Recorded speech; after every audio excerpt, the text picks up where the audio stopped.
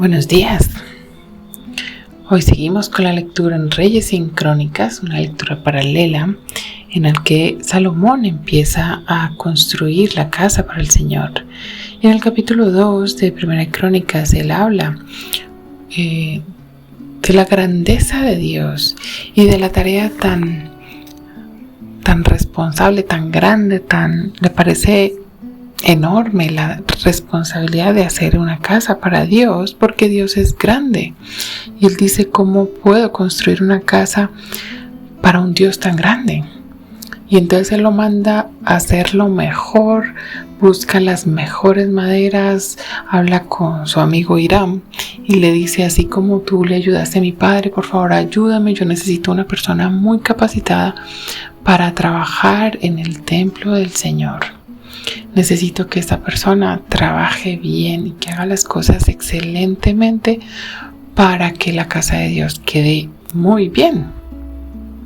Y bueno, hay provisión, hay una persona para ello que es provista de Hiram, y también las maderas son enviadas en cantidades alarmantes, del oro y la cantidad de materiales que utilizan para la casa del Señor es grande. Pero qué hermoso pensar que las cosas para el Señor se hacen lo más excelente posible. Es cierto, una casa en la tierra no puede contener la grandeza de Dios. Y aún así, más adelante, Dios viene a vivir en esa casa para estar cerca de su pueblo. Y esto es lo maravilloso, que el Señor quiere estar cerca de su pueblo y quiere estar cerca tuyo y cerca de mí. El Señor sabe lo que pasa.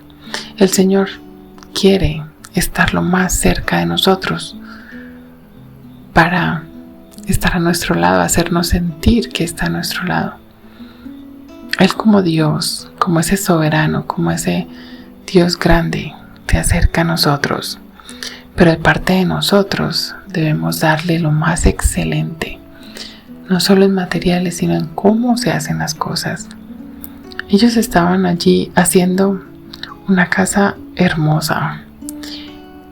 Quienes hablan de la casa de Salomón, del templo de Salomón, hablan que era un templo hermosísimo, que era lo más hermoso que se había construido y era para Dios. Y de hecho, en las futuras generaciones se habla de este templo con una gloria espectacular, como algo grandioso. Y allí mismo en los capítulos de Crónicas, dice que no se podía pesar la cantidad de madera y la cantidad que se usó. Y entonces, qué hermoso pensar que para el Señor las cosas se hacen de manera excelente. Si tú estás sirviendo al Señor, hazlo de manera excelente. Si tú estás ofrendando para el Señor, hazlo de manera excelente, con el corazón. ¿Estás sirviendo al Señor o piensas que puedes servir al Señor porque tú tienes un don? Ponlo al servicio del Señor y hazlo de manera excelente. Puede ser que al principio no sepas bien cómo hacerlo, pero hazlo lo más excelente que puedas, pensando que estás sirviendo a Dios, a un Dios grande, a un Dios maravilloso, a un Dios soberano, al Dios que es más grande que todo el universo y que supera nuestro entendimiento, pero merece que le demos lo mejor, que hagamos para Él las cosas con sinceridad, que lo hagamos con transparencia, que si nos toca predicar, estudiemos la palabra mucho para que lo hagamos excelente. Si nos toca dar clase a los niños, hagámoslo excelente. Si nos toca cantar, lo que nos toque hacer, lo que podemos hacer para el Señor es un privilegio y por eso debemos hacerlo de manera excelente. Gracias a Dios por estos bellos ejemplos que encontramos en su palabra, que nos ayuden a pensar en cómo estamos haciendo las cosas.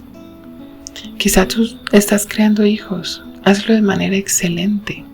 Críalos para el Señor, para que un día se los puedas entregar y ofrecer al Señor. ¿Cómo estás criando? ¿Cómo estás cuidando las cosas Que Dios nos ayude a pensar en esto para que todo lo que hagamos lo hagamos como para el Señor y de manera excelente. Que Dios te bendiga este día.